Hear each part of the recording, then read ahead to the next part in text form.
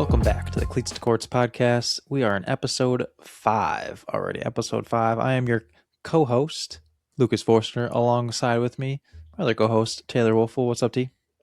How you doing, Lucas?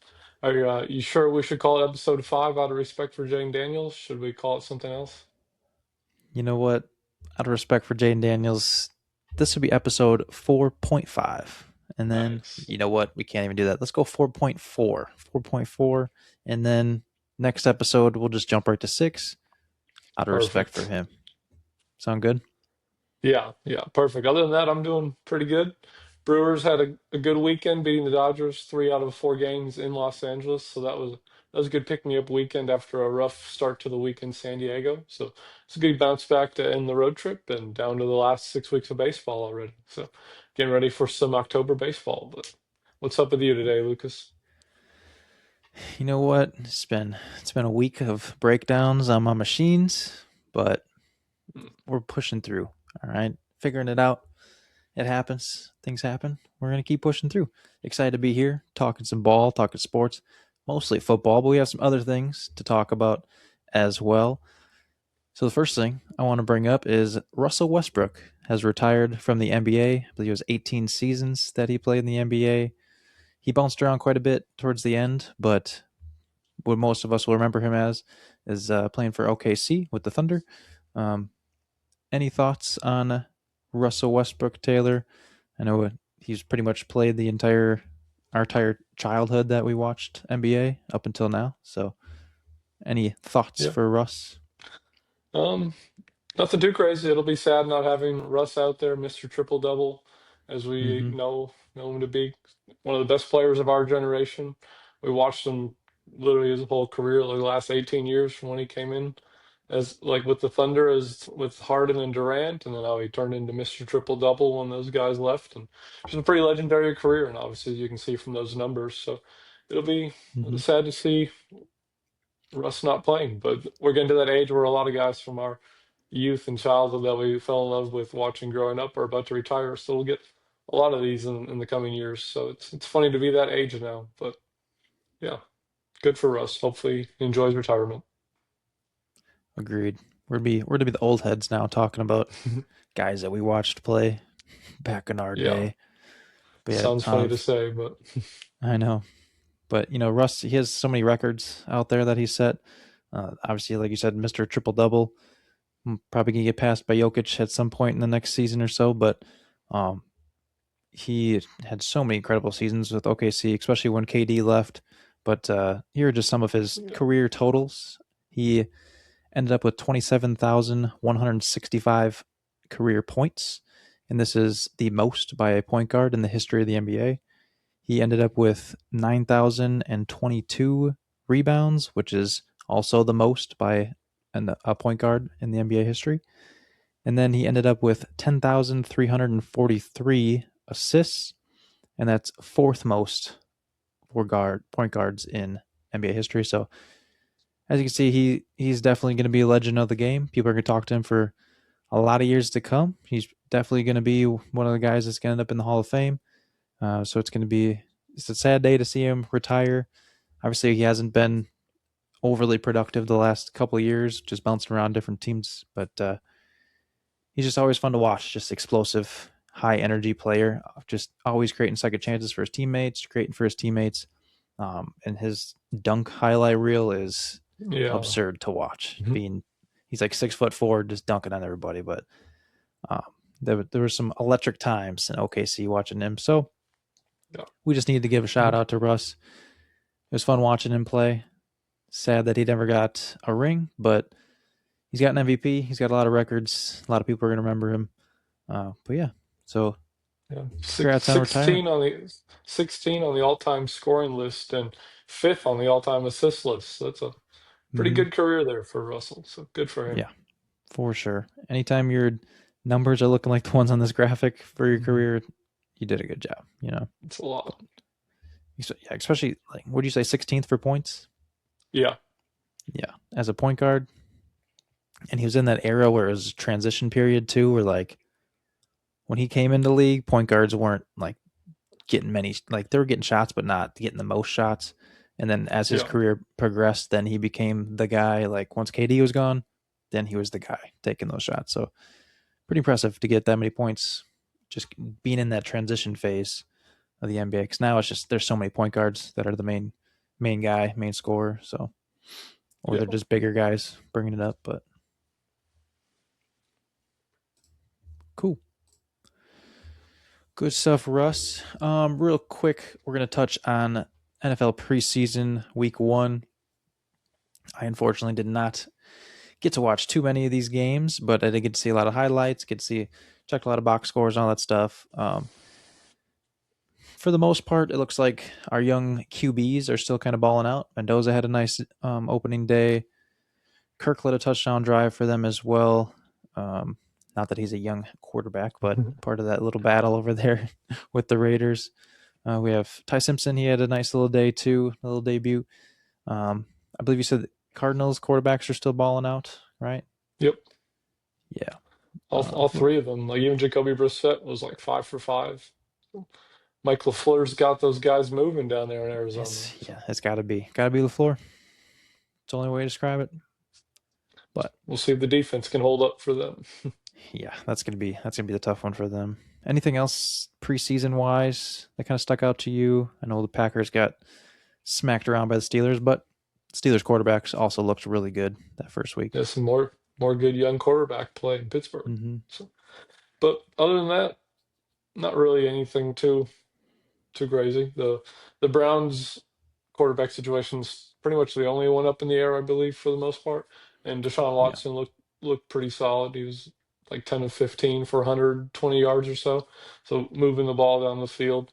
But only so much you can tell from preseason action, but it was a good first start for him. So it'll be hard for Shador yeah, to take that job from him, but we'll see what Shador can do in week 2 this week. But yeah. other than that, I don't really have much for you. It's just preseason football, but I still watched a lot of it because it's still football. Mm-hmm. Yeah, the only one I really caught a lot was Packers Steelers. I caught like after Jordan Love was out, but just watched some of that. A little brutal if you're a Packers fan, but other it is preseason, so it's hard to judge it off of that. You can't get too worked up over that. You got second and third team defenses out there most of the time, and most of your studs on offense are going to play one drive, maybe two. But Yeah. in the weeks to come, we're probably not going to see too many of those guys out there either. So we'll kind of see what happens with that. But any other final kind of thoughts from preseason week 1 from UT? Nope, just ready to rock and roll for the regular season. Looks like it's gonna be a fun year. For sure, for sure. Got a couple more weeks to go for that. College football is gonna be starting a little bit before that too, so we're gonna get into that as well in some of these episodes coming up. But one quick shout out: we have the Premier League starting up this weekend. I got my Liverpool shirt on. You will never walk alone, Taylor. Looks like Christmas shirt, but I like it. Looks good. Yeah, it's quite the options for coloring here. The white's a little bright, but Lord Looks knows good. Looks good. if I wear this shirt during Christmas time, I'll fit right in. So it's all good. And I get to support Yeah. Liverpool. We're good. Shout out to all my other Premier League fans out there. My guy Tyler, also a Liverpool fan, got me into Liverpool. My guy Zach, he's a Crystal Palace fan. Don't ask how he became a Crystal Palace fan. Other than that, I don't have any more soccer friends. But all you guys are down here living near the Charlotte area, which is awesome. Other than that, Premier League starts this weekend, and it's gonna go till like May. So we got a lot of weeks of that coming up. Great thing to do with that. Watch those games right before college football starts on Saturdays. You can watch those games in the morning. You can watch those games in the morning on Sundays as well. And then you got NFL slate right after. Is Other than that, Liverpool gonna be best than fifth in the Premier League this year? Or we'll see. We'll see what happens. Down year last year happens. You can't win it every year, but got the nope. win 2 years ago. So never know, never know. You never know. Anyway, enough soccer talk. Let's get into what else is going around the league before we get into what we're talking about in this podcast? We have some rankings, some QB rankings from good old Dan Orlovsky, ESPN expert, analyst, QB pundit. I'm sure he's got a lot of titles, but if you don't know who Dan Orlovsky is, he played for the Detroit Lions. He had a couple different teams, but Detroit Lions he's most known for running out of the back of the end zone and getting a safety. That's one of his Yeah. most rerun highlights. Um, so he started for a little bit, I know, in Detroit, but he was a backup for most of his career. He had a really good career over at UConn in college. But anyway, he's with ESPN now, and he throws out his QB rankings. He likes to analyze film each week and give out rankings. So he gave out his QB rankings before the season started, and he has a bunch of different categories. I'm not going to break down each one of these categories, but um, all his categories are first one, arm strength, or he lists the top 10 for every category for QBs. So you have arm strength, ball placement, mechanics, decision making with the football, pocket presence, second reaction ability, and rushing ability. So just a couple things that stood out. For one, our guy Rodgers is not on any of these lists.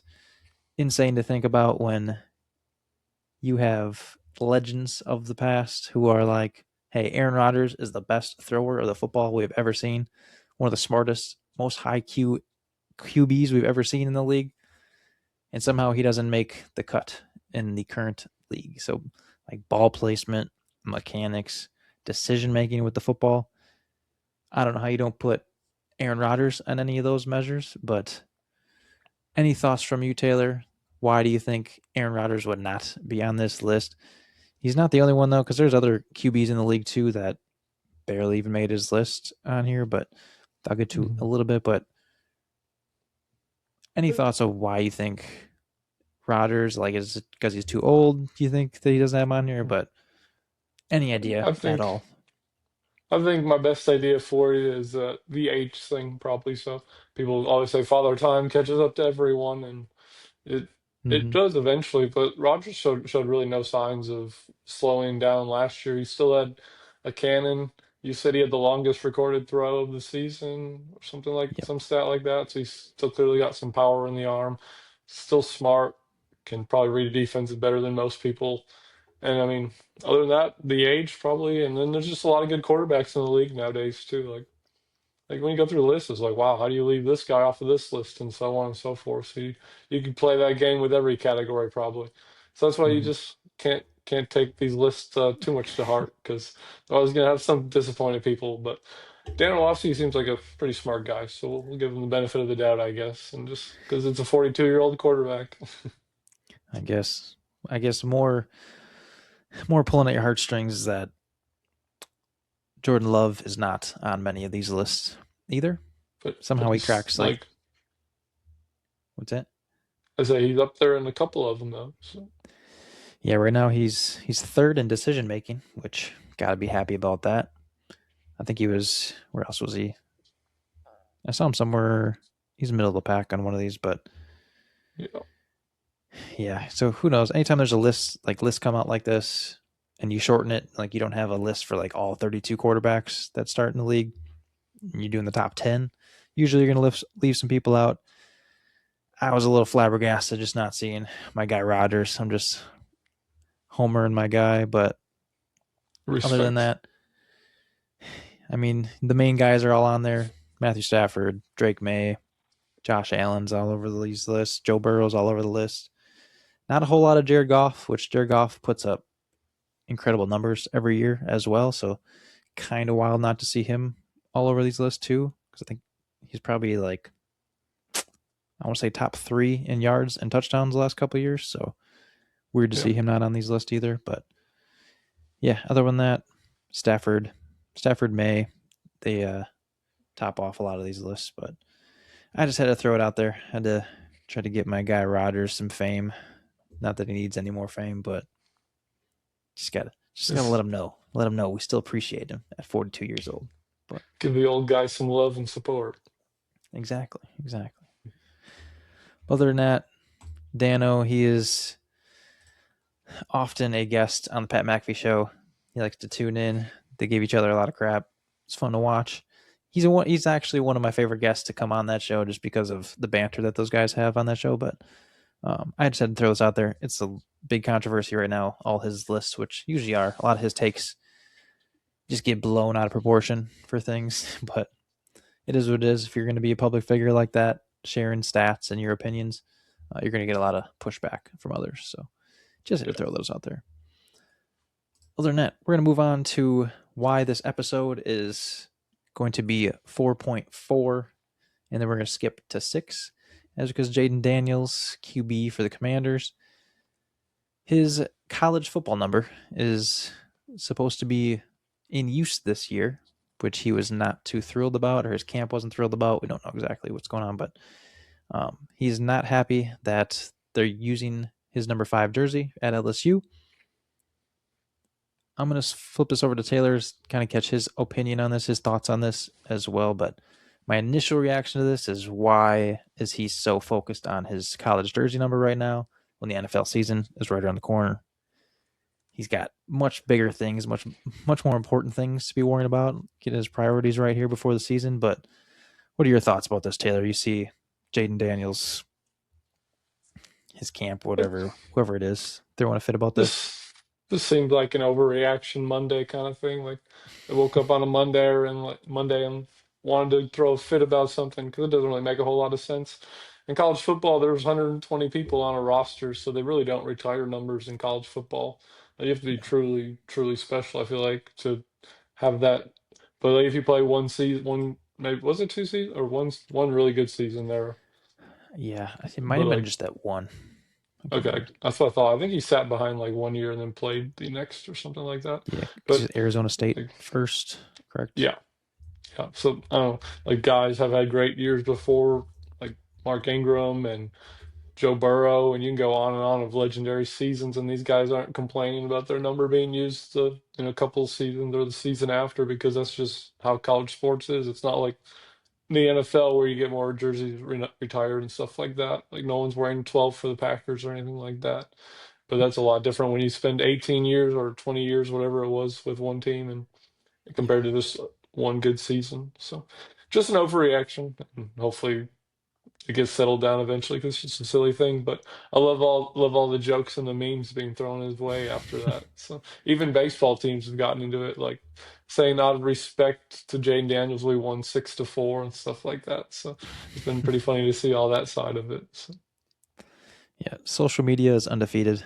Always will be when things like this come out. But yeah, yeah, it's just funny to see all the things like Five Below is switched to 4.99 below. So if you want to go to that store, you're gonna see a little title change on there. But yeah. looks like Jane Daniels played 2 years at LSU, but his initial season wasn't quite as good as his Heisman winning year. But we do have one quick graphic to pop up. So a lot of people are talking that Joe Burrow also, he doesn't technically have his jersey retired, I don't think, but like you said, colleges don't usually retire jerseys, especially not that quickly. But nobody has used Joe Burrow's number since his final year there. And here's just a quick stat about those seasons that each one of these guys had. Um, so according to this is with through 3 game or through 11 games, sorry, for their Heisman seasons, and Joe Burrow threw for 4,253 yards. Jaden Daniels threw for 4,591 yards, so almost a little more than 300 yards than Burrow threw for. Daniels also threw he didn't throw two more. He was responsible for 2 more touchdowns in the same span of games. He had 46. Burrow had 44. Jane Daniels also had 2 less turnovers. He had 5 turnovers on the year, and Burrow had 7. And then QBR, Daniels was at 95, and Burrow at 93. So just taking a quick look at that graphic, he technically did outperform Joey B during their big years at LSU, but also we have to remember that that LSU team that Joe Burrow was with. That defense was insane. Their entire team was insane. Probably one of the best just teams overall to ever play a college football season. And they ended up winning the national championship. So there's a lot of big team success that happened that Jaden just did not get. But just looking at individual numbers, I could see why he's kind of upset that somebody's using a number. But if you look around college football, you're going to see number 5 all over. Like every team has one of their skill guys is number 5, or a DB is number 5. Now, like linebackers use it now too. So it's like that number is very popular among players. But typically 9 is like just a kind of a quarterback number. 5 is kind of used everywhere. So I can understand why they just kind of letting somebody else use it right now. But yeah, any other points on this, Taylor? I know we're talking about it quite a bit, but and it's tough to like look at those stats. Okay, out of respect for him, as the joke goes, we don't want to be having someone use his jersey, but you also got to think realistically and be like, all right, what do you want us to do? Yeah. Like number 5 is a very popular number. Yeah. And I mean, if you look at the full picture, this stats just through 11 games, but Burrow ended the year with 5,600 yards and 60 touchdowns in 15 games. So like that's pretty insane season. And Yeah. then you dominate to easily winning the playoff games. And Mm-hmm. they set a record for 726 points scored that year. So it just overall that team was probably the most dominant team we've maybe ever seen in college football. So that's Yeah. a little bit different, as you were pointing out too. So other than that, Yeah. I don't have much else to say about this. Just a silly complaint, it seems like. But Yeah. Yeah. Who knows? Like he hasn't really come out and talked about it either. So it could have just been yeah, someone in his camp that's like reaching out to LSU, like, hey, why are you letting somebody else use his number?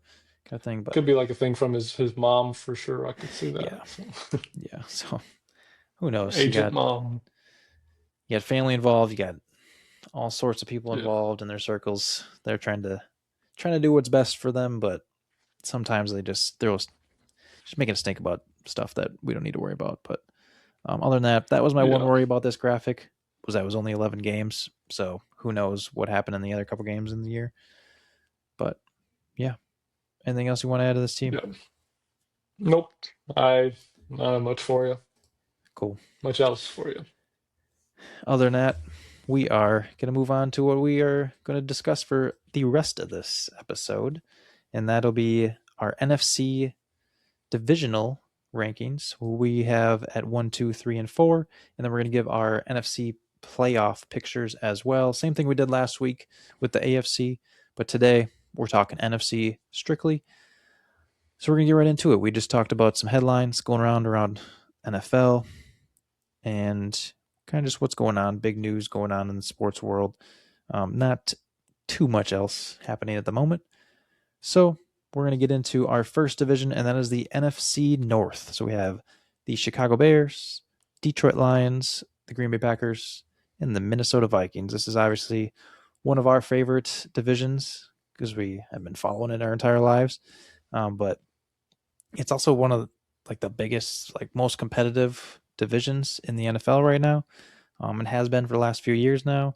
So just more people are kind of noticing these teams, seeing them, understanding just how difficult that division is. What did you say third and fourth was last year? The 9-8 record, Yeah. So right? all four Yeah. were above 500. Yeah. So all 4 teams above 500. Obviously, that's a really tough division. If you're doing that, that means even though you're losing divisional games or kind of splitting with teams, you're still going out and beating other teams around the league to get to that record, which is very just insane to see. But I'm gonna let Taylor go first and talk about his picks for his top 4 in this division, who he has coming out on top. He's also going to give the odds. We'll probably give the odds at the end for myself and for him, who has the better odds with who we chose in this. If you went ahead and tried to pick each one of these in our order, what your odds would be coming out in the betting world. But go ahead, Taylor. Who you got coming out on top of this NFC North? Alrighty. So first off, we got to start with the homer pick and say the Green Bay Packers, baby. Yes, So sir. they just seem set up for a big year. Uh, Young team the last 3 years, so they're eventually you got to get past that youngness and those rookie mistakes and so on and so forth. So I think this group seems ready to take that big leap forward. They're all pretty experienced guys, and Jordan Love having that set top three wide receiver this year and not like five guys rotating through those three spots last year. That's hard to get into too much of a rhythm. So it'll be nice with him throwing to Jaden Reed and Christian Watson and Golden pretty much every play they're on the field are healthy. So that'll be Mhm. good with Tucker Kraft, and I think that offense is going to do some fun things. And excited to see what Jonathan Gannon can do with that defense. I think that was a good replacement for Halfley. Tough to lose Halfley, but Gannon's had some good years with defenses from his Philadelphia days to Arizona, had respectable defenses when he was the head coach there. So it just seems like a good experienced guy to bring into the building. And from the videos throughout this past week, seems like he's having a fun time there with the players and hopping around and just Oh yeah, messing around, having a good time in camp. So getting the it's boys fun to juiced see. up, So getting them juiced up in yes, camp. so I'm excited to see how that goes for them. And then in second place, I have the Detroit Lions for two main reasons. The one being the offense, so high scoring, and then you just talked about Jared Goff a little earlier. That guy just puts up numbers, yards, touchdowns, points, and his defense just usually lets up more points, unfortunately, for the guy. But he has one crazy offense, so if the defense can either stay healthy or improve just a little bit because they are kind of right up there with the Niners for teams that just are always beat up every single year. They have seven, eight guys on IR just from the defensive side, it seems like. So if they can stay a little bit healthier this year, I like their chances. And they also have the easiest schedule from expected strength of schedule, one of those statistics like that. But it's always reassuring to see your team up there at the top of those lists having an easy schedule. So that's why I went with them in second place ahead of the Chicago Bears. So a little bit of a regression kind of for them. Not even really that much of a regression because they could win 10 games and be third place in this division. So it's just a pretty wild division, as you were starting off by saying, because they won 11 games last year and just barely beat the Packers, Vikings, and Lions, all with 9 wins. So I could easily see the Bears going back down to 9 wins or even 10 wins and being third place. And they had an interesting looking schedule last year with some miracle wins at the end of the game against teams like Raiders and Commanders and stuff like that. So I don't know if they'll get those same breaks this year. So I picked them to finish third place, right in line with the odds, of course, as I'll say in 1 second. And then in fourth place, I have the Vikings. So I'm interested to see the new look Vikings with the new quarterback, Kyler Murray, getting named the starting quarterback there last week. So that was pretty big news around the NFL world, and not totally surprising, as a lot of people saw it happening. I just didn't expect it to happen before the preseason games even started. But now he can get a lot of first team reps, so that makes sense to give him the nod right now. And overall, for the odds for the division win, you have the Lions at plus 150, the Packers at 260, and the Bears at plus 350, which seems pretty crazy for a team that won the division last year, but you just never know in this division. And then the Vikings are plus 440. So I unfortunately followed Vegas in the odds there and went in that exact order. What? But What? Taylor's just following the odds shocker, again. What is this? of course, from last week, as you all would know, it's not too big of a surprise, but. How do you see the division going, Lucas? Well, I think mine is a little similar, but I think there's just two differences. So for me, of course, I have the Green Bay Packers coming out on top of the NFC North. I think with the wide receiving core that they have coming back, I think Tucker Kraft coming back is going to be huge for them as well. So I think that offense is going to be clicking right away, right from the jump. And then defensively, probably the best safety duo in the NFC North for sure, and then one of the best in the league. So I think with all that stuff, and then Micah should be back about week 6, which would be good too. I just see the Packers finally just taking this division back. Been a couple years since they've won it, so I'm just hoping to get those boys back on top. And I don't see why not. If Jordan Love can stay healthy for an entire year or two, that'd be awesome. Um, but yeah, I could see them winning against like the Bears. They just did not. They played like one good half against the Bears, and then just didn't look like themselves in the other games against them, especially in the playoffs when they blew that. But I just don't see them making those same mistakes this year. So I think they're just gonna like try to put teams away more this year. So I got the Packers coming out on top, of course. And then at number two, I got the Lions. So I'm right with you there. I think the Lions, they were really banged up, especially their defense last year. So I think this year they're probably going to have hopefully some better luck with that. But I think they're going to get back to kind of who they were in the years prior, just kind of destroying teams. Especially like Goff, he's just so steady the entire time throughout the year. And then I think with Gibbs too, him just kind of getting more of the workload instead of kind of sharing that load. He's electrifying, so I think they could just be even more dangerous, which sucks Yeah, to say as a Packers fan. But I think the Lions are definitely going to be competing for the top spot in the division. But I just have them coming at number two. At number three, I have Minnesota Vikings, and I think the big reason why I put them over the Bears at number three, I think B Flow on that defense is going to get those boys buzzing again. They've just always really been solid on defense. And then I think with Kyler coming in at quarterback just brings a whole new element to their offense. They still have so many weapons on that offense as well. Receiving core, running backs are solid as well. So I think putting Kyler in there, great decision over McCarthy with what we saw last year. Even though McCarthy really didn't play that many games, I think putting Kyler in there is going to be could be electrifying for them. I'm hoping in week one they don't have it figured out yet against the Packers, but we will see what happens. That's why I got the Vikings. The Kyler decision really just kind of swung me that way. And number four, I got the Bears.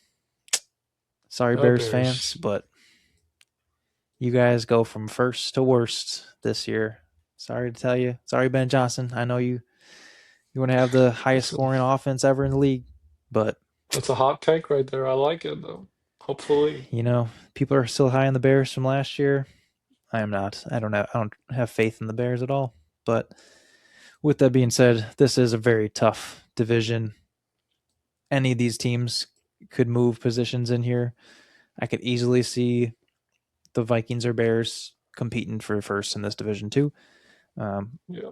so this is definitely the closest division in my opinion. Just like we said, it's a tough division. All these teams know each other so well. You only really have one new QB in this division too, which I think makes a huge difference. But you still have all the same head coaches. A lot of the schemes are going to be very similar. So these teams know each other really well.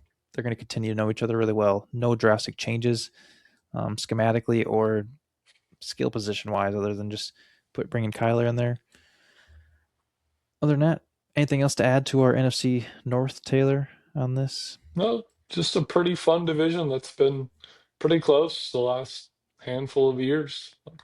Mm-hmm. Ever since Rodgers ended his tenure with the Packers and had those like three straight division championships with LaFleur, it's been a Yeah, pretty wide open division between the Lions, Packers, and Bears. And Vikings are always seem to be pretty close. Like if like yeah, surprising people with being a 500 team with some random quarterback or winning 14 games with Sam Darnold. So you really never know what you're gonna get from the Vikings, but it's gonna be a fun division, and I'm excited to see how it plays out with all these teams being pretty solid squads and pretty young, and you really don't know how this division's going to shake out. So it makes it fun to look forward to.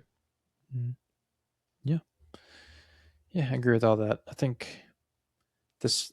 I just love like the first couple weeks of NFL football season because you really just get like I was going through and Yeah. checking like the bets for week one, and I'm like, I don't even know how I'm going to pick teams for that week because you have no idea Mhm. week one who's going to show up, who's not going to show up, and then weeks two and three could Yeah. be completely different from week one. I don't know your thoughts on that. No, it's true. Like this NFL is just cinema every week because you don't know what's about to happen. Mm-hmm. it's like NFL Red Zone is a must-have on the computer streaming because it's Oh just yeah, craziness that happens all the time, and especially when you have divisional matchups, it makes it extra enticing, I guess would be a good word, because Vikings start with the Packers and Bears. So welcome to NFC North, Kyler Murray. So yeah, if it's pretty much who you got to beat to win the division. So good luck, Kyler, yeah, starting out there. So yeah. I think that'd be a fun start for the Vikings fans. Like if they can go out, I don't want to throw this in the world, but if they go out and start 2-0 in the division and for the season, Vikings fans would be feeling real good about that QB decision. or But or even one and one, like I'd be Yeah, I'd that's be happy with that too. Because going to that's still Chicago, enough. that's never easy. So Yeah, it'll and be fun. then the first week's in Minnesota, right? Green Bay goes to Minnesota. Yes. Yep. Yeah, that's gonna be that's a good test, but we'll see what happens. But that's our NFC North takes. Taylor, you just want to go over the betting lines if they chose Oh yeah. my my rankings versus yours. So if y'all would go with Lucas's picks for the exact to finish 1 through 4, it'd be plus 1400, which is 300 points higher than mine at plus 111. So Lucas always being a little riskier going for those bigger odds until maybe Yeah. later. That might change later on. So preview. Yeah, we'll But see where we stack up later. But yeah, it's a tough division to bet, so I do not recommend that. So yeah, either yeah, if trying to pick all four, I would not advise doing that. But if you want to the take odds are these picks, they're there for fun and information. So yeah, just we're just giving you information. Take it or leave it, how it is. Alrighty, moving away from the NFC North. I'm sure we'll talk a lot of NFC North this season as it progresses. But we're going to talk NFC South. NFC South, we have Tampa Bay Buccaneers, Atlanta Falcons, the Carolina Panthers, and the New Orleans Saints. And in this division, it's been a rough one. The last, I don't even know how many years to put on this, but it's been pretty rough since I've been living here in Charlotte for the last handful of years. It's been a rough division to follow and watch, probably but probably since Tom Brady retired. yeah, which is like right before I moved down here. So Yeah.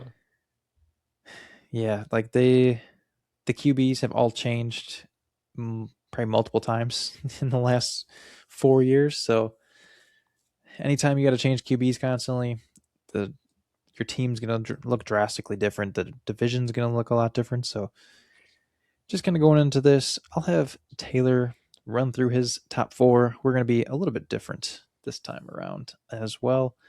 Both having different divisional winners. So who you got here, Taylor, for your top four in this division? Just a little fun fact before I do say that. The Mm-hmm. last time the division winner had more than 9 wins was 2022 or 2021 season when they had 13-4 for the Buccaneers. And then after that, they had like the 8-9, they had 9 win, all winning the division. So it's been a pretty weak division. Yeah. But So these are like the teams that lose first round of the playoffs pretty much every year yeah, after winning the division. yeah. But anyways, maybe this year will be the year that it changes, and I'm gonna go with the New Orleans Saints to do that and win the division. So that is, I think I just have big belief in Tyler Shuck and Kellen Moore. He seems like a really good offensive mind and has a lot of success wherever he goes. And they drafted Jordan Tyson, and they go with Chris Olave, Jawan Johnson, and then Elvin Kamara. Maybe he has a bounce back, healthy season. And then they signed Travis Achan. I guess he wants to be pronounced nowadays by Yeah, not something like that. not ETN, Yeah, but the Achan. guy that used to be a running back for the Jaguars, so however you want to say his name, that guy. So I think it's gonna be a pretty fun offense to watch in New Orleans, and they always have one of those teams that seems to be a top half of the league in defense, like always respectable, never a true weakness or anything on the defensive side of the ball. So Yeah, I really like their outlook, and they are at plus 250 to win the division. And then in second place, I went with Lucas's Carolina Panthers for the second place team. They showed signs of growth, I would say, yeah, where they the offense got better. Bryce Young looked like he can move the ball a little bit, and their defense seems to be pretty solid. Maybe you can say more about that because you probably watch a little bit more Panthers football than I do. But they just seem like a up and coming team, and like they like that Brian Canales, and maybe they're ready for a little bit more step forward. So we'll see what happens there. And then my third place, I'm gonna go with the Tampa Bay Bucks. They just it's such an interesting team. Like they'll go on 5 week stretches and look like maybe the best offense in football, and then Baker yeah. Mayfield disappears for the next 2 months and is nagging some shoulder injury and can't play like normal. So I just never know what to think about them. and they have these contract disputes that Baker Mayfield is not happy with his contract. Vita Vea is still holding in, and it's just doesn't Yeah. seem like the vibes are going very well for Tampa Bay. So that's why I went with third place for them. Yeah. And Yeah, then, that's an oh, sorry, sorry, just an interesting dynamic yeah, with what's going on because they started so hot last year.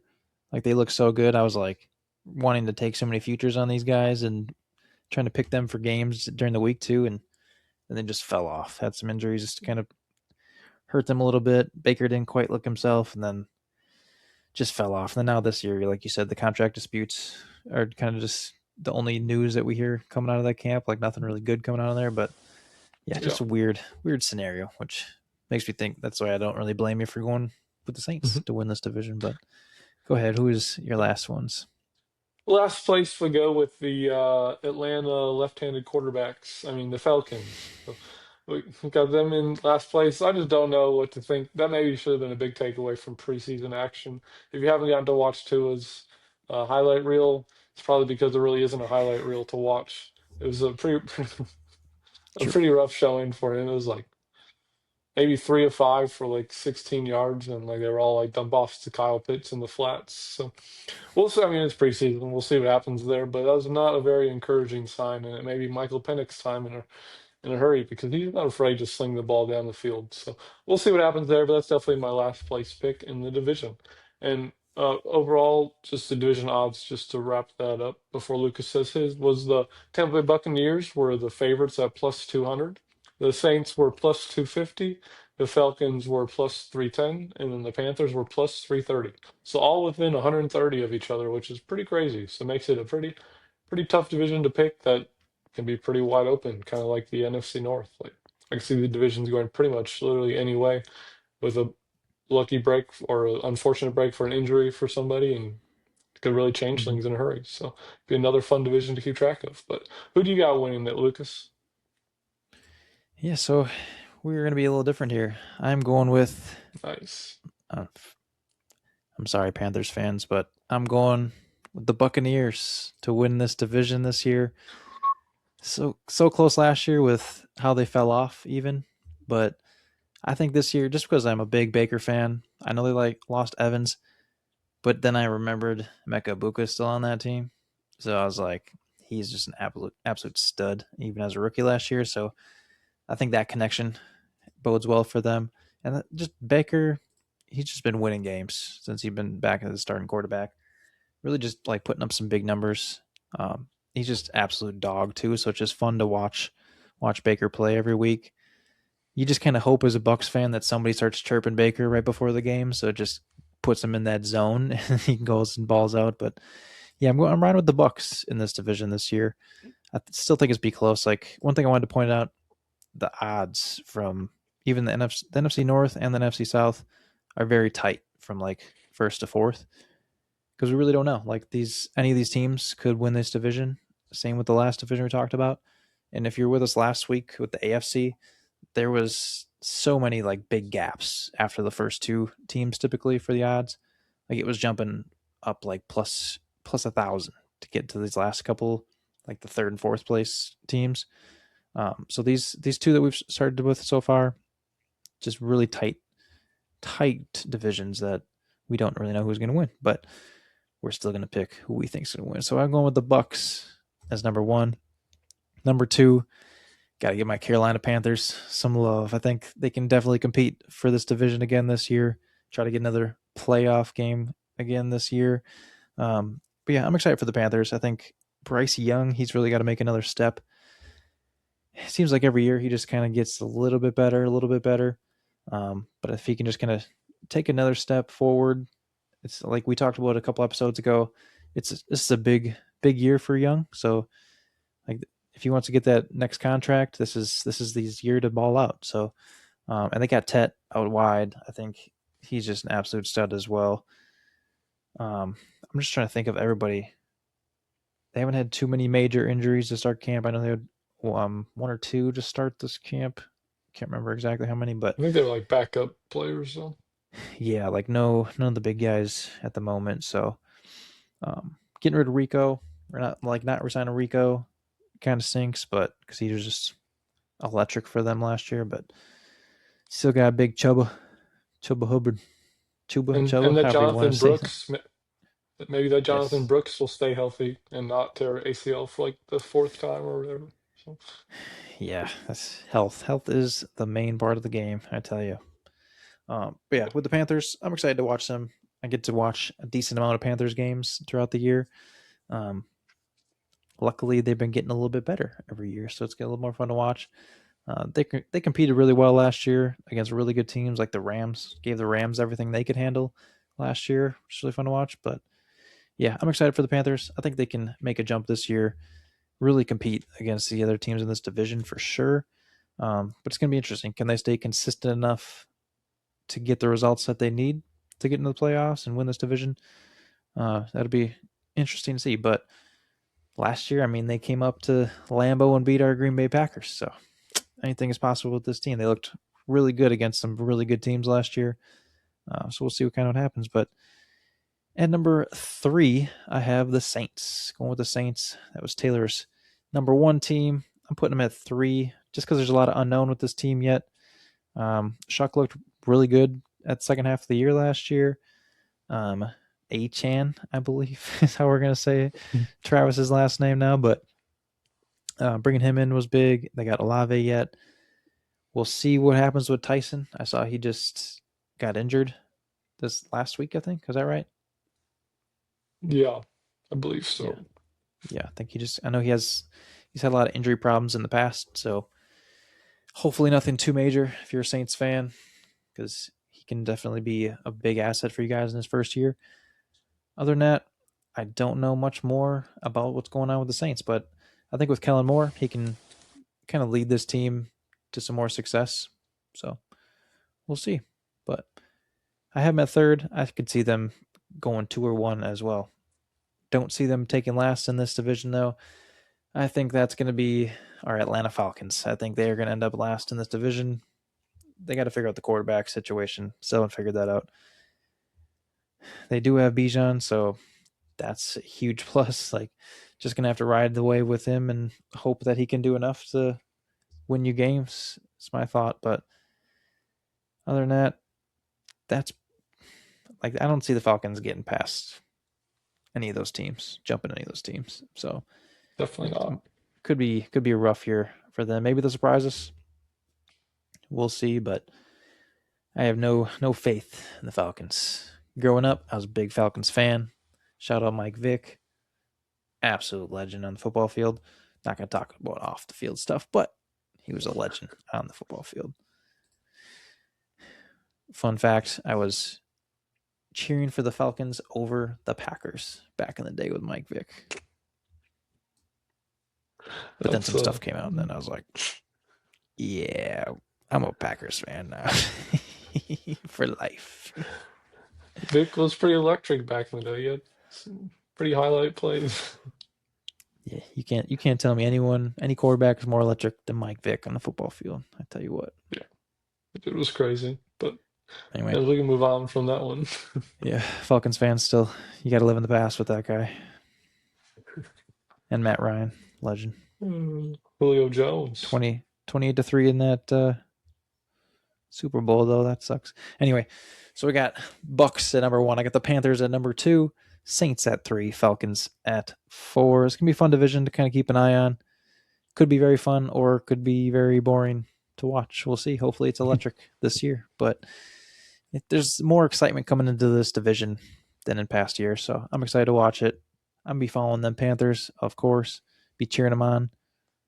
Actually, going to be going to the Panthers Lions Sunday night football game Ooh, in October, so I'm excited for that. that'll be a See these fun one. boys play prime time.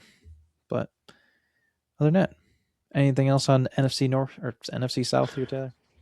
Real quick, we'll have to touch on the odds for the division picks because I Yes, actually yes. have the longer odds this time, so we have to make sure we mention that.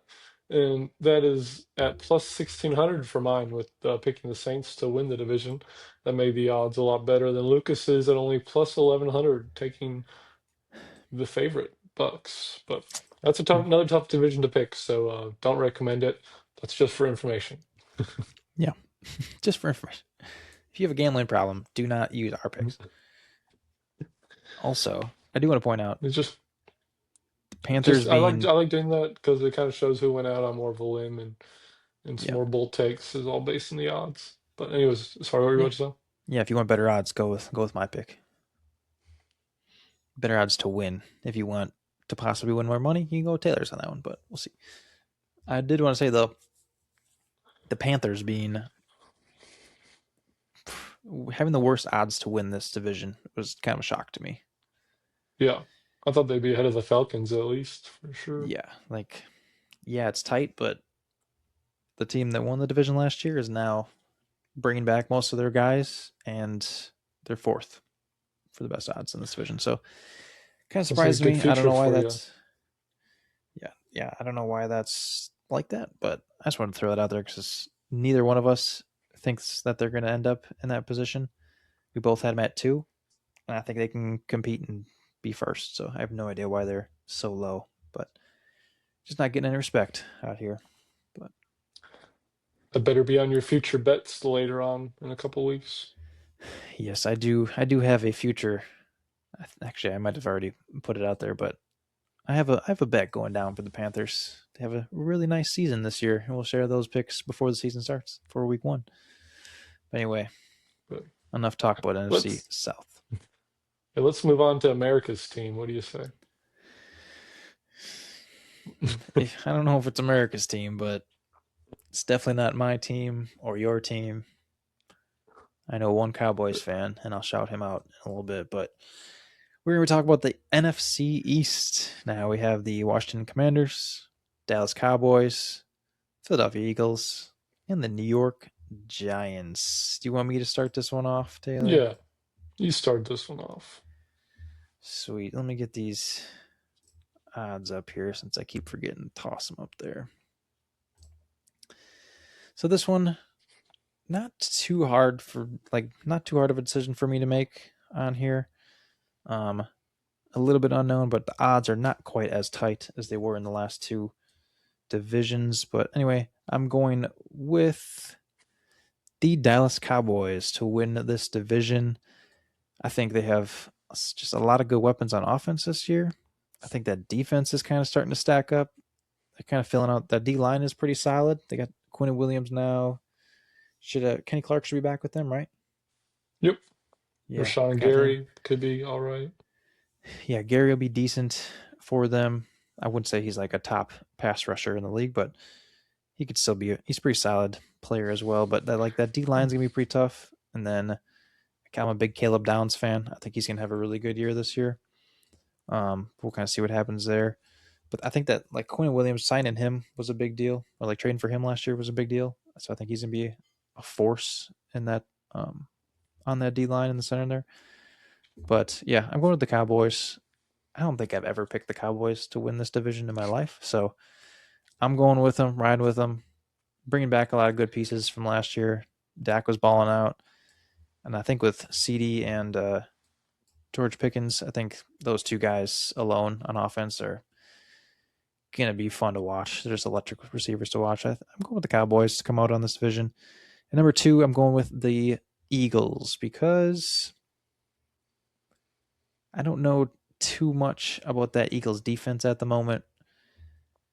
Offensively, losing AJ Brown, I think, is still going to be a big deal for them when they actually like need to pass the ball. So we'll see kind of what happens there. But I put them at two. I think Cowboys come out on top of this division, and I think the Eagles they're just gonna have to get back to ground and pound football again. Still got Saquon, so that's going to be huge for them. We'll see what Hurts looks like this year.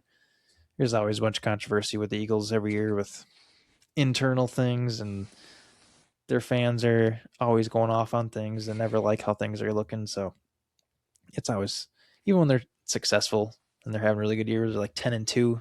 The fans are still upset that they lost those two games. So it's always funny to just kind of watch the Eagles every year. Yeah, they get mad when Hertz throws one interception, but they're 12-2 and going to be top two seed in the playoffs. Yeah, yeah. So it's always just like I'm not a big Eagles fan, mostly because of all those comments that everybody has to make about them. Yeah. Um, but yes, I have the Eagles at two. And then at three, I'm going with the New York Giants. I think with bringing Harbaugh in, I think that could be a huge asset for them to kind of get, I won't say get them over the hump, but put them in the right direction this year, kind of reinvent the culture this year. They have some really good defensive pieces, some young defensive pieces on that team to follow. As long as, I know this is pretty much say this with everybody, but as long as like their offensive weapons can stay healthy, they can be a really really tough team to beat. I think like with that defense, I think they're going to be, they could force some upsets in this division, and then I think on offense, Scadaboo and Jackson Dart, if Neighbors is back fully healthy, I think just those three guys, focusing around those three guys, can help them quite a bit. But I put them at 3 because I could see them winning multiple games in this division this year, but I can't quite see them overtaking the Eagles or Cowboys ahead of them.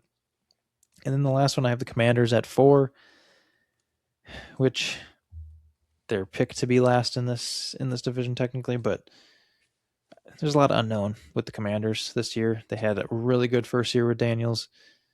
Last year they did not look great. I know they had some injuries, but last year just complete drop off from what they were the year before. And then this year is just kind of unknown. Not really sure who's all there and who can help them get over that hump that they want to get to, but still got Daniels, still got Terry McLaurin too. So they're gonna have to ride those guys as much as possible this year. Um, Other than that, I'm gonna switch over to Taylor. I don't really have too much else to add to this division. Going Cowboys 1, Eagles 2, Giants 3, Commanders 4. Go ahead, T. Nice. Well, I'm gonna start the same way with the Cowboys as my number one team in the division. I agree with what you said, and you didn't even mention their newest addition, Von Miller, who just signed yesterday. He is Yes. Yep, I forgot. yeah, he's 37 years old, but he still had 9 sacks last year, so it's more than Rashawn Gary had last year. So we'll see what kind of addition that is. But with Rashawn Gary too, he's still only 28. I think he turns 29 sometime during the season. But like he could have a bounce back year and maybe get some more explosiveness back in his legs, coming another year removed from the ACL injury. But yeah, it was just a Yeah. little rough watching him last year, especially the second half of the year. So we'll see what he can do for Dallas. Yeah. But Especially like when eh, he needed to step up last year. It just wasn't there. So we'll yeah, see if he can do it for Dallas this year. But just watching the difference of him and Micah Parsons chasing down the quarterback was just yeah. crazy to see. It's like, For wow, that's not sure. even in the same ballpark. Yeah. But we'll see what he can do for Big Dallas. And then I, Mm-hmm. I like the other additions as well. A whole year of Quinnen Williams and Caleb Downs coming in on the back end of that defense. I think they're set up for a definitely improved defense. It's hard to be worse than 30th or 31st, whatever they were last year. So I think even if they can crack the top 20, that'd be a huge improvement and would definitely help their division chances. So I like that at plus 180 for them. And then Mm-hmm. second place, I have the Eagles with agreeing with a lot of what Lucas said again. I think that Sean Mannion hire is going to be an interesting one because he was with Matt LaFleur and the Packers the last 2 years. So I think he could get a new little dimension to that offense, and they don't have AJ Brown there complaining when he doesn't get the ball. And then the fans don't have to cry about AJ Brown not getting enough targets and so on and so forth. So it may just be better overall and better vibes and not having to hear that Big question every Eagles fans single here. week. So the worst fan base, one of the worst fan bases for sure. Some great fan bases So in this division right here. yeah, a lot of annoying ones. And I'm around too many Cowboy fans, but go Cowboys. Yeah. But anyways, I don't know where I was going with the Eagles because I got all distracted about their fans being annoying. But yeah, I think it was something with Sean Mannion. I'm excited to see what he can do with Jalen Hurts there. I think he'll bring some good offensive staples from being with LaFleur for the last couple of years. So yeah, Mm-hmm. I think the offense could be better, but overall, I think they're going to take a step back and let the Cowboys pass them up this year. And then that means in third place, I'm gonna go with the Commanders. So I'm gonna switch it up from Lucas there, and I went with the Commanders just 'cause Jane Daniels, he looked so good his rookie year, and last Mm-hmm. year was just injury ridden and just was tough year all around, and then the holdout from Terry McLaurin in training camp, and just a lot of things. So I think he's due for a bounce back year this year, and the defense with Dan Quinn still being there, I think they're going to be better this year. And drafting Sonny Styles early, that's going to be a big addition for them, and I see them being better than the Giants for sure, who I have in fourth place. And I'm not sure about Jackson Dart. I think he's obviously super talented, but he was in the blue tent again this weekend in the first week of preseason because he didn't even see a sack coming. He got lit up from the blind side of a sack and ended up in the blue tent again. And I saw some Was it? stat of, oh, what I were you was, I saying? was gonna say it wasn't even. I don't even think it was when he blindside. It was on his strong Oh side yeah, where you could see yeah. I think he was just looking the other direction, so it almost right seemed off the like it right was. tackle, and he But just yeah, you're right. I was like, it seemed like it was blindside for some reason, but it shouldn't have been.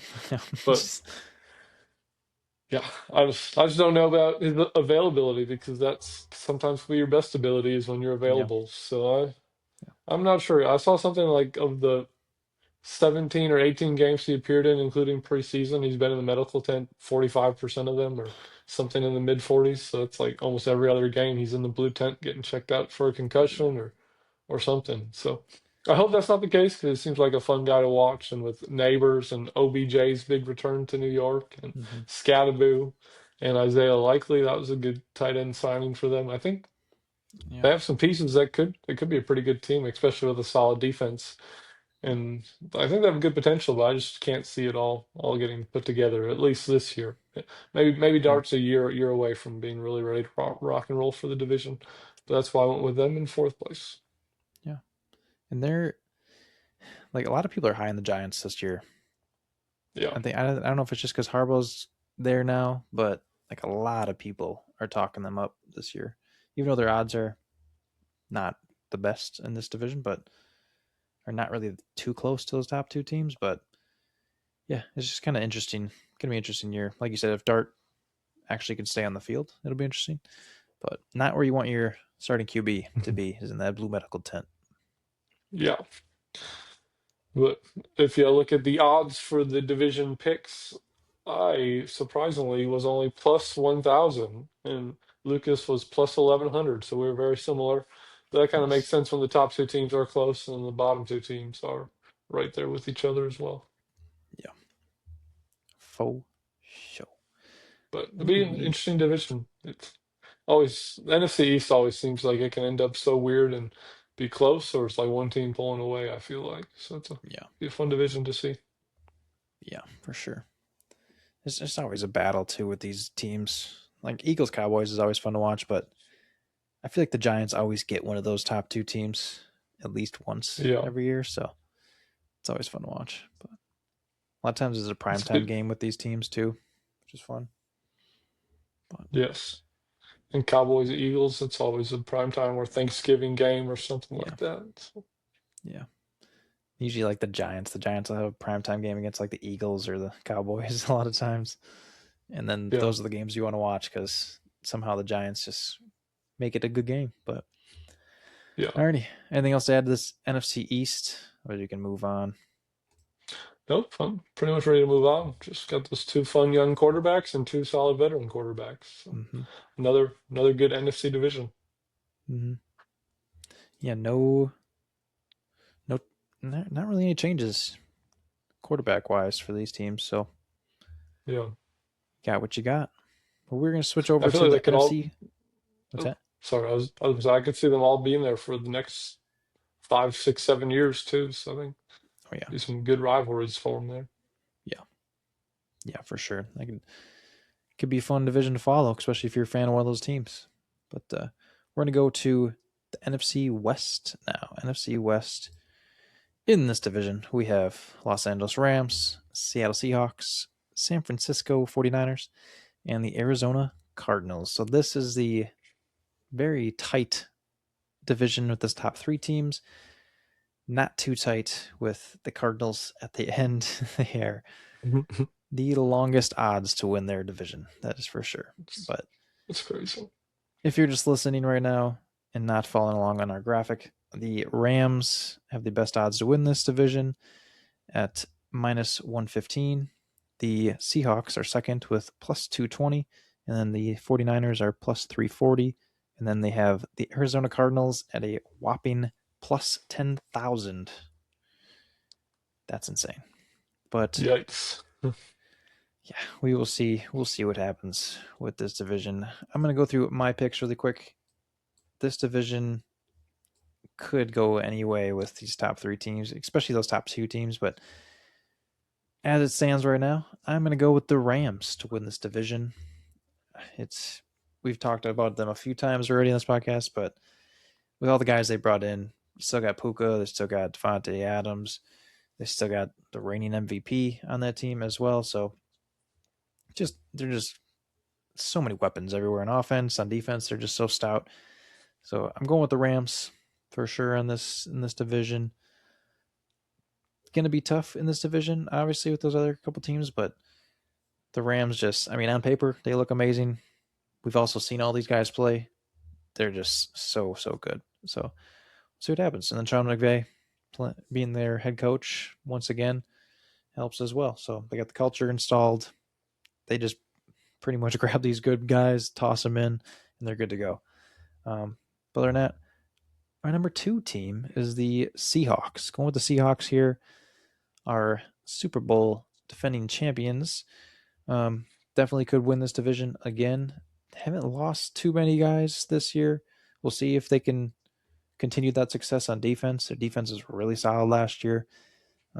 Offensively, just kind of filling that void without Kenneth Walker. But I'm hoping Jarian Price from Notre Dame, who they drafted this year, I'm hoping he can kind of step in and kind of fill that role, which I think he can. Like, didn't have a ton of carries because he was behind Jeremiah Love, who many people know about and don't really know Price. But It's crazy being backfield for college football.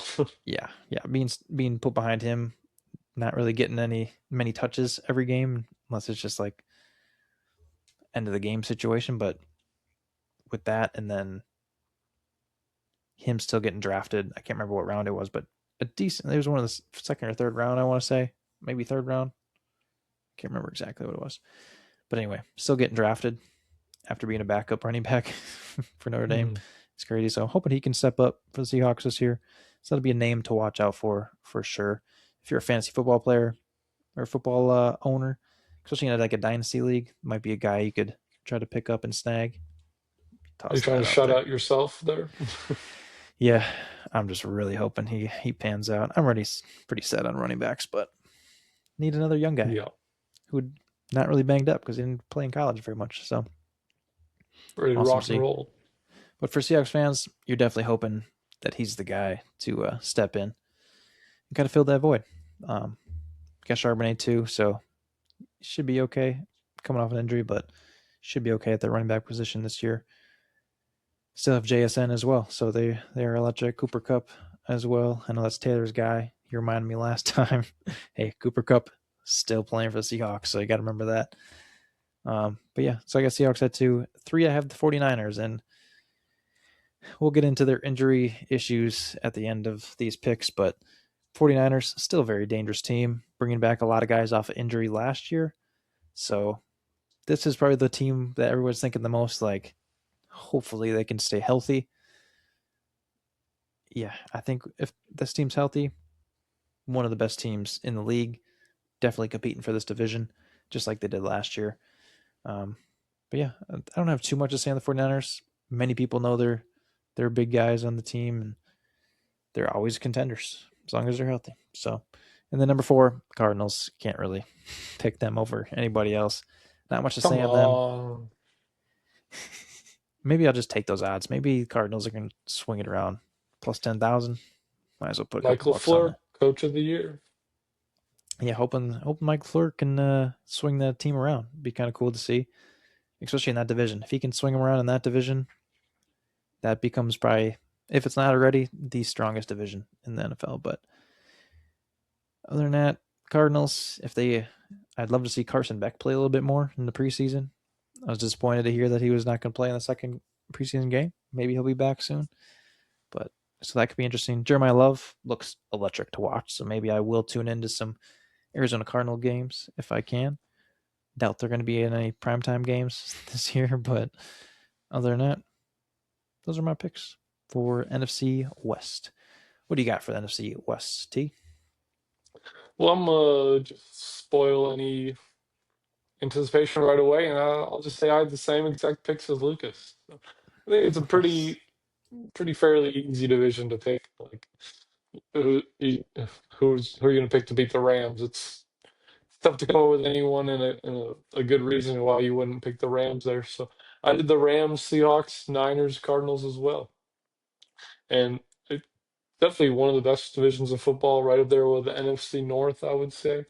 And just three teams that could definitely make the playoffs, and the Cardinals just being a fun, up and coming and promising young team with a young coach, and see if they can make some improvements, and maybe in a couple of years be ready to compete in this division.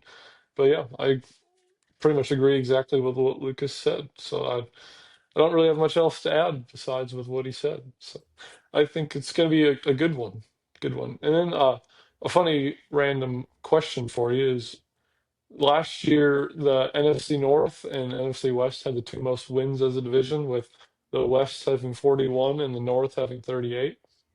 Who do you think gets it this year? Do you think that North has a chance to be get more wins than the West with how four of those good teams are, and then the West only having three really good teams, and the last one's struggle?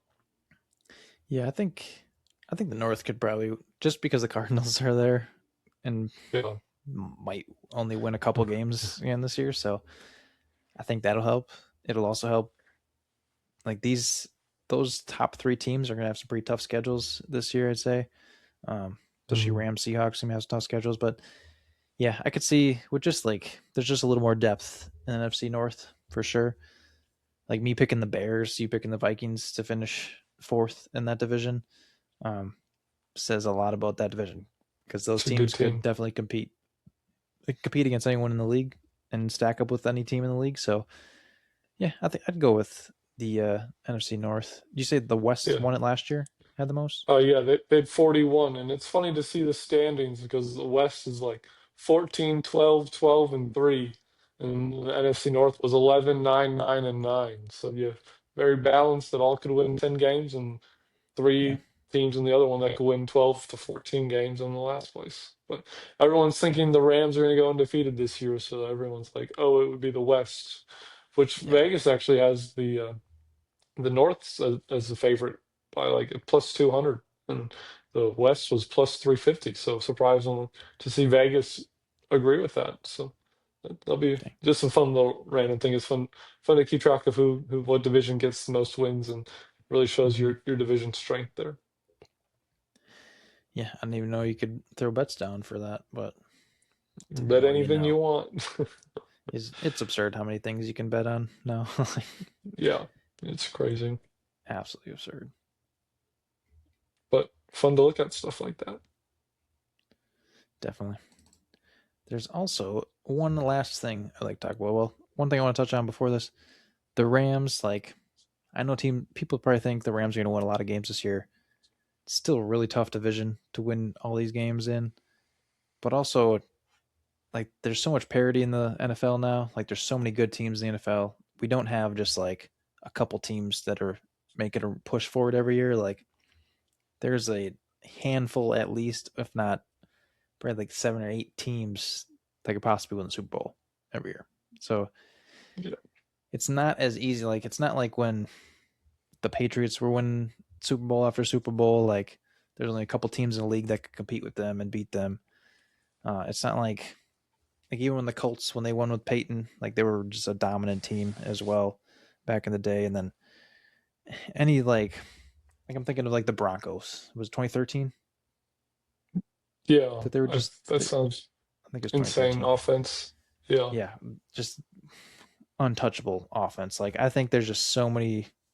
Like, the talent is a lot more widespread.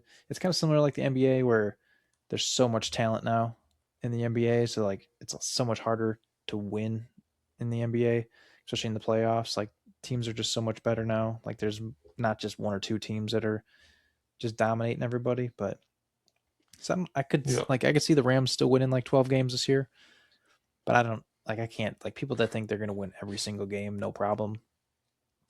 Just not how it works usually in the NFL. Yeah, But To go with your point, the Broncos were 13-3 that year, and they scored 30, almost 38 points a game, and they still Yeah, lost 3 games that year. And you just yeah, quickly look at the Rams' schedule. Like, you got to play San Francisco twice, obviously home and away each time. You have to play Seattle home and away. Then they play Dallas at home, Green Bay, Kansas City.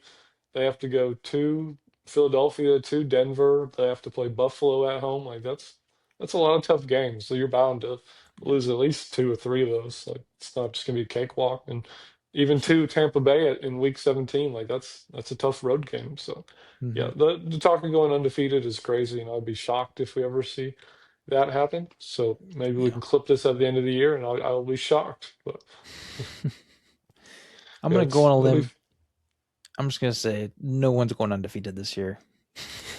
yeah. I'll say it for the next 10 years, no one goes undefeated Yeah, yeah, that. until Jordan Love balls out and the Packers go undefeated next year or something like that. But Yeah, and just like the amount of luck you need to go undefeated, it's just insane. yeah, Because with injuries, a lot of these games in the NFL you'll see week to week, they come down to like just one or two plays that just ended up winning the team a game. Like, yeah, it's a coin like flip at the end of the day. yeah, just like there is just so many talented teams, and some weeks you're just not playing your best ball. Sometimes the ball's just not bouncing the right way.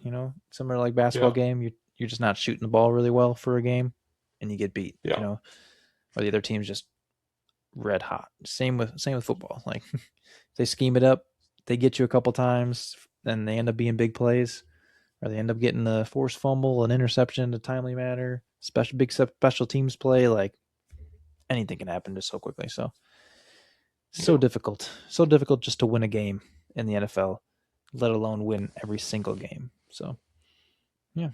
I agree. But I do want to throw up one last thing. Our 49ers fans, you guys got to figure something out with this thing. This electrical substation. For one, your social media team, you guys have this in the back of every single picture. You guys can't go to the other side of the field and take a picture or a video from the other side of the field. Nope. The one thing with the biggest controversy about our team, let's just throw that big old thing in the back of every single picture that we can possibly have. Like, what are we doing? Like, there's a laundry list of injuries already in the training camp. CMC just had something pop up now as well. Like, we got to figure this out. Let's just find a new location. If I'm management, let's get out of here. We're going somewhere else. What are your thoughts on this, Taylor? I Move this mean, practice field? couldn't have said any better than what you just did right there. At least don't show it in the background of every picture. Like that thing just looks crazy to see that in the background. Then you have that study that came out that didn't support like the Niners practicing next to it, and that already started controversy. And you have all these injuries already happening. It's like it's tough. It's tough to see. So Yeah. that's why I don't think I can ever pick the Niners to win that division until they move practice fields. That's the big secret. So they need to do that. Mm-hmm. But Yeah. yeah, nothing else really to add to that. Yeah. Niners fans, you're doomed. You guys practicing next to this thing. You're gonna keep practicing All next right. to this thing. Say bye to Nick Bosa every year. R.I.P. All these guys just gonna be going down. Yeah, Sad to see. You guys have a very but talented team, but you for got this sure. big old thing sitting next to your players every day, all day. Didn't somebody go there? Wasn't there a team that went and practiced with them? I feel like there Titans. was, but Titans. Yeah, the Titans that's practiced them. I don't know where they practiced though. yeah. I'm not sure. I feel bad for the Titans if they had to do that in San Francisco. Yeah, I'm guessing that they had joint practices just because of Sala being there Yeah, and they like to year do that when before. you play when you play that team in a couple days. You go there early and get some more work in against them in practice and reps and stuff like that. Yeah, Becoming more yeah. common nowadays. Looks But like looks like they played in Santa Clara. So mhm. Yep. Titans are But over there. If you get start getting anyways, some injuries, what's that? speaking of good teams, do you have the Niners good enough to be in your playoff picture or in a wild card? That's a good question. We're gonna finish this up. We're gonna wrap this up with our NFC playoff pictures for this upcoming year. I'll start it off this time. I think you started last time. I I'll think get us so. going. We'll see if the electric substation scared you off or not. It did not. You'll see the San Francisco Whoa. 49ers on there. So here's a quick little look at my NFC playoff prediction. So I have my top four division winners and then where I think they're end up record wise. So at number one, I have the Rams.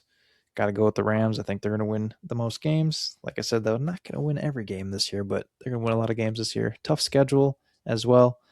But yeah, I got the Rams at one. I have the Packers coming in at two. I think they can have a really good season this year. I think they can win a lot of games this year. So yeah, I'm a little hopeful on that one because I keep getting the seven seed pretty much every year, but and just kind of sneaking into the playoffs. So hoping this is the year Jordan Love stays healthy. They get this team rocking and rolling. The floor's got these guys winning games. So yeah, I got them at two. I have the Cowboys at three. Not too much to say about that, but definitely think they're going to have a better record than the Buccaneers. So I have the Buccaneers at number four. So those are my top four seeds. Those are my divisional winners as well, obviously, because that's where they get placed. And for the wild card, I have the Seattle Seahawks at number five. I think they're going to have the second best or the next best record after those divisional teams. And I have the Eagles coming in at number six. After the Eagles, I have the 49ers being my last team to sneak in the playoffs.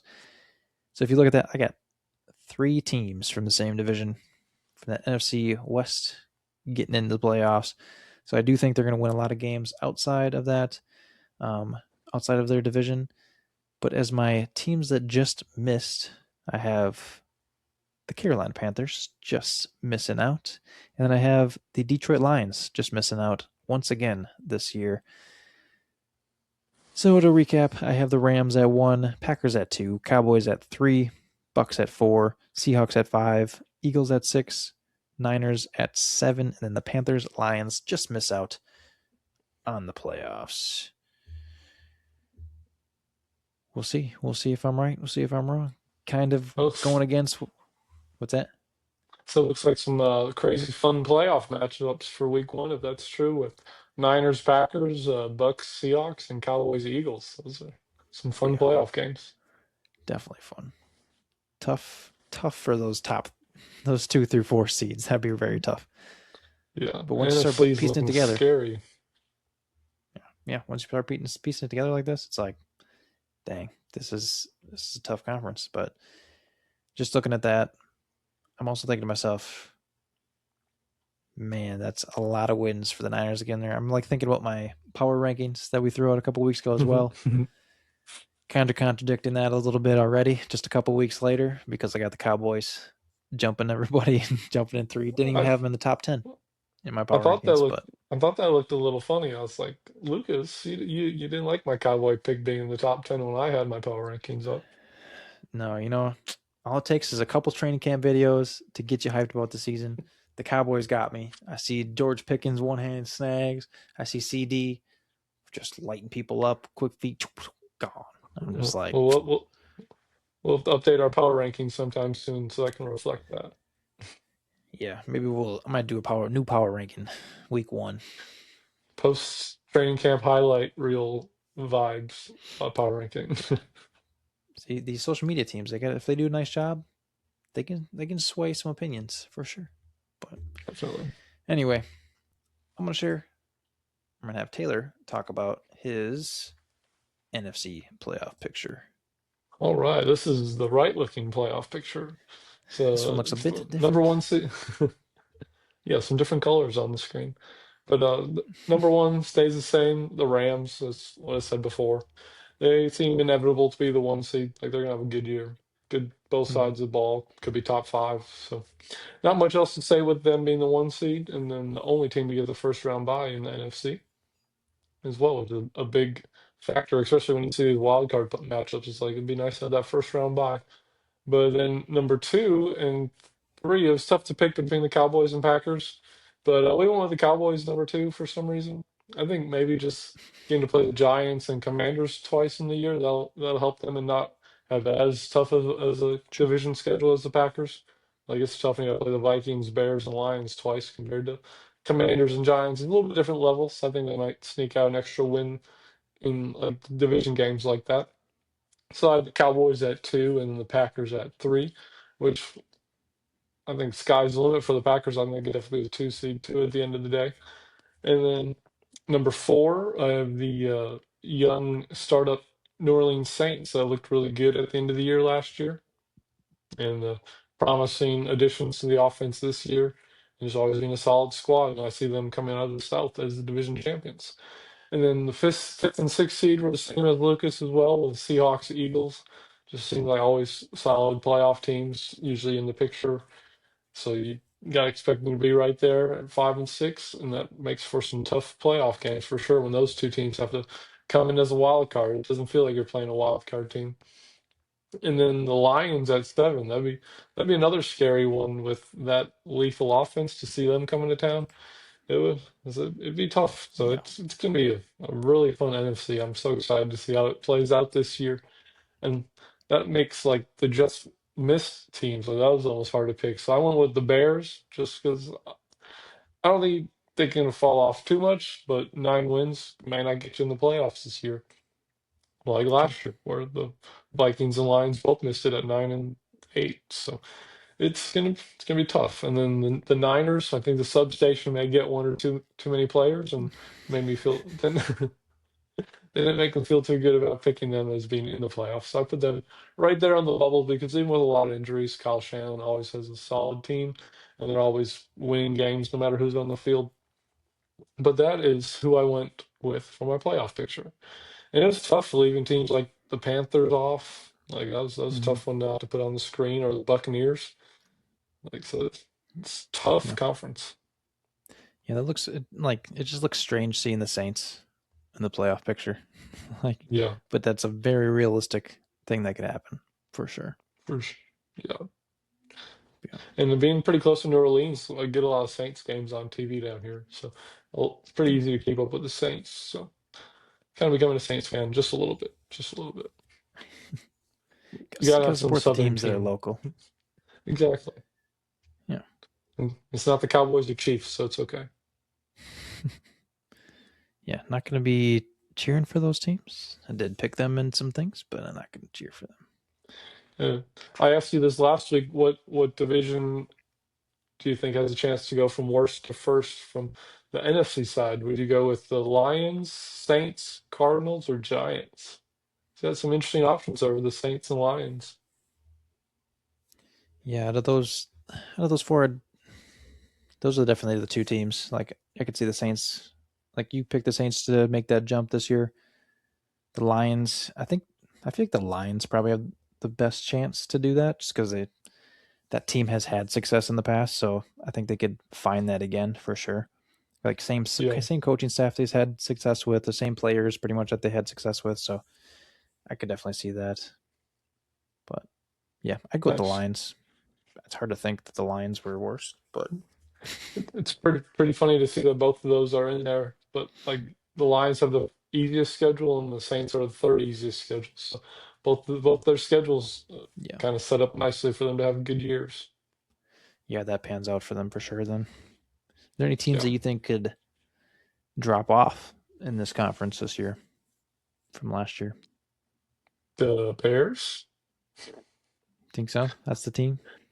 Yeah, I mean, when your quarterback completes 58% of his passes, it's hard to be Yeah, a consistent winner. I mean, maybe he but jumps it up to like 62 or 63% this year, and things look a lot better there, but which certainly could happen. I'm hoping not, because I'd be kind of scared if the Bears get something like that, because he had some nice like touchdown stats and yards for completing just 58% of his passes. So. But they had yeah, a weird schedule last year, a pretty easy one with a lot of bad games, and they barely beat the Raiders, as I said, and the Commanders, and they were a couple miracle second half comebacks against the Packers at the end of the year, yeah, away from not even like being a playoff team. So I'm not too worried about them, yeah, but that's the one I think set up most for a regression. And I could also see the Niners too if they can't stay healthy. Like C Mac's not young anymore, yeah, Mike Evans isn't young. Like Bosa, Warner, all those guys on defense are just a little bit older, and most of them are coming off of major injuries from the year before. So I'm a little worried about them. What about you? Yeah, this I love how our minds just think too much alike for these kind of questions, but definitely the Bears. Like I always forget that Caleb Williams completion percentage is not very high. Like you said, getting up to 62%, that still doesn't even put him as like a mid-range quarterback up in that range. Like most of those Yeah, guys are like 65% or better. So yeah, I don't know. I don't know what the Bears. It'll be an intriguing year with the Bears because a lot of their wins last year were like those comeback wins, or like just like last Mickey second Mouse things where wins. they We just call them Mickey Mouse wins. yeah the Bears are just so Mickey Mouse with their wins. They need to go out and dominate. But hey, Ben Yeah, Johnson, he's gonna yeah. get He them talks too boys. much too. Sorry. He'd be talking a big game, big game. Yeah. Did you see his quotes about wanting to set records and all that other stuff? Yeah, yep, they're gonna be I'm the like, best offense ever. well, you are one annoying coach. That's all I know. So Maybe we'll make a list and be top 10 most annoying coaches in the NFL. Ben Johnson, number one. Yeah, Caleb Williams was 34th in the NFL in percentage completion percentage last year. 34th, and there's only 32 starting quarterbacks in the National Interesting. Football League. Very So yikes. interesting. Yikes. But hey, maybe he'll figure it out. So, Maybe he'll think. and be the Anyway, highest scoring offense ever. Yeah, whatever, Ben. we're gonna keep we'll be slandering the Bears quite a bit on here. So if you're a Bears fan, you probably don't want to keep listening to us. But if you want to get in an argument in the comments section, feel free. Go ahead. See Yeah, what let's get happens. after it. Let's get after. Please tell me how the Bears are. This is their year. You got the Every coach. You year, found the one. and every year they're the offseason champs. We're the best team after the NFL offseason. They made the best moves. Yeah. I mean, now when you look at this graphic we got up here, it's kind of weird. The Bears have worse odds to win the NFC Championship game compared to the Packers and the Lions. Yeah. Vegas knows the drop off is coming. They know. They know. Anyway, But really quick, we're just going to talk NFC Championship winner odds as well. We talked about this last week, the AFC. Just going to run down the list really quick. The best odds to win the NFC Championship are the Rams, of course, at plus 270. Decent amount of a jump here. The Seahawks are 2 at plus 600. And then as we go down the list, it gets a little bit tighter, but it goes Eagles, Lions, 49ers, Packers, Cowboys, Bears, Vikings, Buccaneers, Giants, Commanders, Falcons, Saints at the bottom. That's right. Dang, they yeah, got the Panthers lower than that. yeah, the Panthers are plus 4,500, and then the Cardinals are plus 15,000. So yikes. I'm sorry, Panther or not Panthers fans, old Panther fans too, but I'm sorry, Cardinals fans, because I don't know how you get excited for the season being a big NFL football fan and the Cardinals are your favorite. Same This odds is tough. as the Dolphins do in the AFC West. So two worst teams. 15,000 plus 15,000. Yeah, it's pretty That's rough. insane. $1 wins you 150, so go for it. I think I'm just going to throw $1 on that. I can't believe the Panthers are way down at plus 4,500. That's pretty surprising.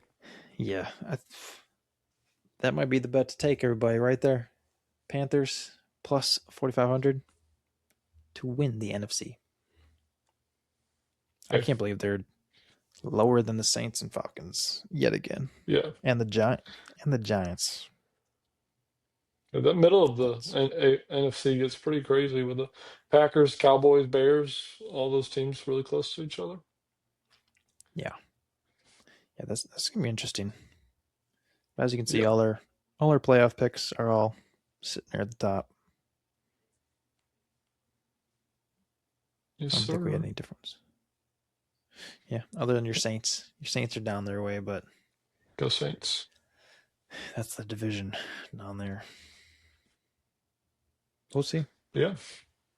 Always interesting. Always interesting what happens throughout the year. Like you look at all this stuff, you look back on all this stuff towards the end of the year, and it's completely different than what everybody assumes that's going to happen. So There's always some surprises along the way, and that's what makes the season so much fun. this is why we follow along. This is why we get all excited during training camp. Yeah, every team right now has a chance to win the Super Bowl. Every single one. Every team's even, 0-0. Yeah, everyone knows this is the best time of year to get excited about the season again. You're hoping your team is going to have a better season than last year. Some of us hope our team's going to get to the Super Bowl. Some teams are just trying to win a couple games. Some of us, like Packers fans, have been waiting 15 years for another Super Bowl. Doesn't At sound least quite as you, bad when you say it yeah, at like least you that. can say another Super Bowl. That's always a good thing. At least not win a Super Bowl. Yeah, it's better than saying win a Super Bowl. Sorry, Vikings fans. Shots. Who else has never won? The Bills. Yeah, the I Bills. Bills, I don't Vikings. I don't think they'll have the Lions won one. Yeah, I don't know about the Lions. Let's I figure can't this out. remember. I just shut my computer. Who's never won a Super Bowl? Oh my goodness. There's a lot of them. Well, there's more than what you think for sure. I think the Texans obviously never won one because they're new. Yeah. So The there's Jaguars, I 12, don't think have. 12 teams have never won the Super Bowl. 4 teams have never appeared in the Super Bowl. 4 teams have never even appeared. The Browns, the Lions, the Texans, and the Jaguars. Hmm. I think the Lions and Texans probably get the best shot the next I'd say couple of years Texans. out of those 4. Texans because I play in the AFC and not with the Rams in the NFC. Yeah, for sure. And then I think some teams that have still never won, but they've made it to the Super Bowl before. The Bills, the Vikings, the Bengals, the Falcons, the Panthers, the Cardinals, the Chargers, and the Titans. Interesting list. Some good teams on that list. Yeah, the Bengals got to it not too long ago. The Vikings Hmm. have had some decent seasons the last handful of Bills years. could. The Bills, Char- Chargers got a chance. Chargers. Yep. Yep. Be a Yeah, good rest year of in the these teams, NFC. I can't see the rest of these teams getting there or winning the Super Bowl. But yeah, other than that, we can wrap this up. We've been talking long enough on this episode. It's still the preseason, and we're talking for almost 2 hours on here. So anyway, if there's Thanks for anybody out listening. there, if there's anybody still listening to us ramble and try to be interesting about preseason football, there's only a couple of weeks away. We're getting things kicked off soon. We're going to talk college football probably pretty soon as well. And then once we actually get into the season, only a couple months in, we'll be talking some NBA stuff and college basketball as well. So excited for all the seasons to get going here. But thank you all for listening. Thank you for watching. Please like, comment, follow us, subscribe, whatever platform you're on. Give us a follow. Give us a share. Tell your friends about us. We appreciate all the support. Other than that, take it easy. Take care of yourselves this next week. We'll be back next week. Be easy. See you See in the ya. next one.